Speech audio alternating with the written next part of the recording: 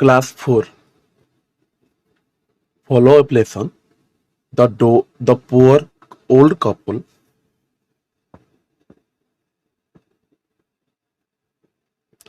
The poor old couple went out for shopping. What did they buy? Guess what and why? 4 loaves of bread and butter and milk 2 liters. 2 loaves they gave to sparrow and 2 loaves to a crow. Oh lo, see there. They have still enough bread to spare.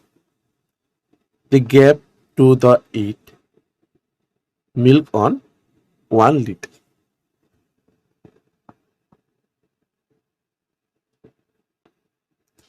And to the dog another.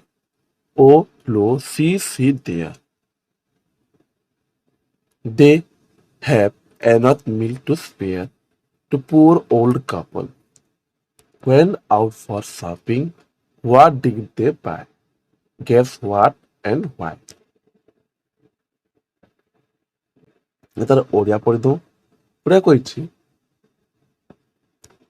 ଗୋଟିଏ ଗରିବ ଦମନ୍ତୀ ସ୍ୱାମୀ ଓ ସ୍ତ୍ରୀ ବାହାରି ପଡ଼ିଲେ ଦୋକାନକୁ ସଉଦା କିଣି ଜିନିଷ କିଣି ଦୋକାନକି ଗଲେ। ସେମାନେ କିଣିଲେ କ'ଣ? ଅନ୍ଦାଜ କର କ'ଣ ଓ କାହିଁକି? ସେମାନେ କିଣିଲେ 4 ଖଣ୍ଡ ପାଉଁରୁଟି ଓ ଲହୁଣୀ ଓ 2 ଲିଟର କ୍ଷୀର କିଣିଲେ। ସେମାନେ 2 ଖଣ୍ଡ ପାଉଁରୁଟି ଦେଲେ ଘର ଚଟିଆକୁ ଆଉ 2 ଖଣ୍ଡ କାଉକୁ। ଓ ଦେଖ ସେଠାରେ ସେମାନଙ୍କ ତଥାପି ଯଥେଷ୍ଟ ରୁଟି ଅଛି ଦେବାକୁ। ସେମାନେ ବିଲେଇକୁ ଦେଲେ 1 ଲିଟର କ୍ଷୀର। ଅନ୍ୟ ଲିଟରକୁ ଦେଇଥିଲେ କୁକୁରକୁ। ଓ ଦେଖ ସେଠାରେ ସେମାନଙ୍କ ଯଥେଷ୍ଟ କ୍ଷୀର ଅଛି ଦେବାକୁ। ଗରିବ ବୃଦ୍ଧ ଦମନ୍ତୀ ଚାଲିଗଲେ ଥରେ ସଉଦା କିଣି। କ'ଣ ସେମାନେ କିଣିଲେ? ଅନୁମାନ କର କ'ଣ ଓ କାହିଁକି? ତାର ପ୍ରଶ୍ନ ଉତ୍ତର।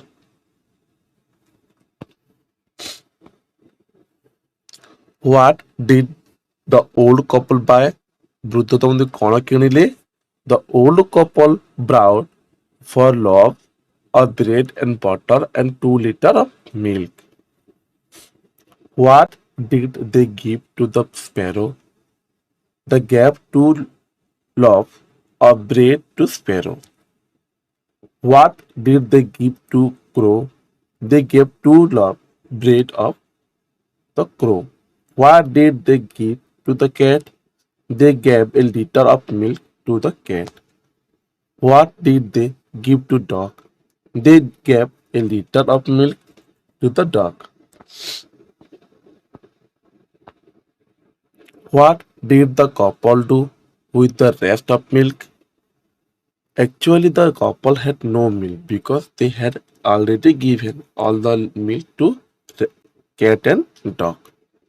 ପ୍ରକୃତରେ ସ୍ୱାମୀ ସ୍ତ୍ରୀଙ୍କ ପାଖରେ ଆଉ କିଛି କ୍ଷୀର ନଥିଲା, କାରଣ ସେମାନେ ସବୁ କ୍ଷୀର ବିଲେଇ ଓ କୁକୁରକୁ ଦେଇ ସାରିଥିଲେ।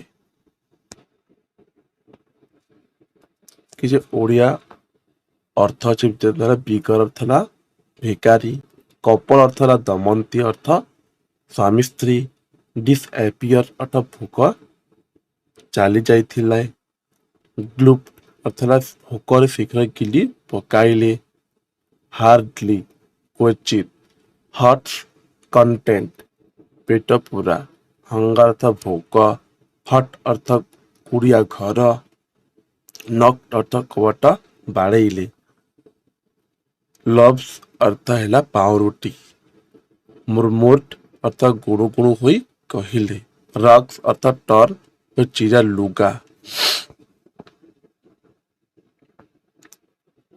ଶ୍ରୋକେନ୍ ଅର୍ଥ ହେଲା ଚର୍ମ ସଂକୁଚିତ ହୋଇ ଯାଇଥିବା, ସ୍ପେୟାର ଅର୍ଥ ହେଲା ଖାଇବା ପାଇଁ ରହିଛି କିଛି, ସ୍ପେରୋ ଅର୍ଥ ଘର ଚଟିଆ। ଷ୍ଟ୍ରେପ୍ ଅର୍ଥ ହେଲା ଉପବାସ ଖାଦ୍ୟ ବିନା। ସୁପର ଅର୍ଥ ହେଲା ରାତ୍ରିର ଭୋଜନ। ସରପ୍ରାଇଜ ଅର୍ଥ ହେଲା ଆଶ୍ଚର୍ଯ୍ୟ ହୋଇଗଲା। ୱିଷ୍ଟ ଅର୍ଥ ହେଲା ଚାହୁଁଥିଲେ। ୱିଣ୍ଡି ଅର୍ଥ ହେଲା ପବନ ପୂର୍ଣ୍ଣ।